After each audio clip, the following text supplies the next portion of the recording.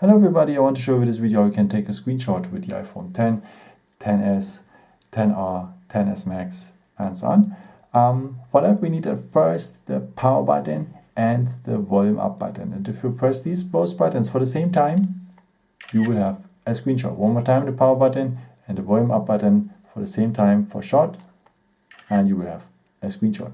After, if you tap on one of these screenshots, you're able to edit it. Maybe just choose a pen to write something.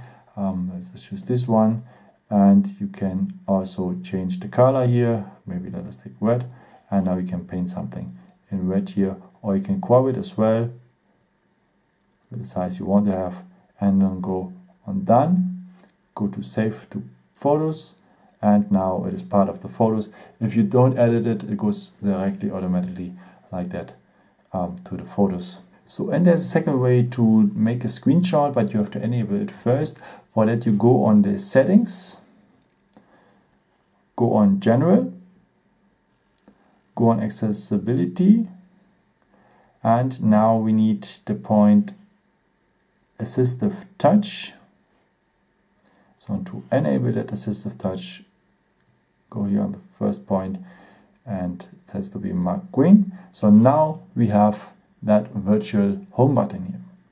So then maybe you can set it up if you want to have, if it's a single tap you want to have a screenshot, a double tap to have a screenshot, or if you press it longer, maybe let us choose the double tap, or let us choose the screenshot, where it is, screenshots, where are you, there's the screenshot.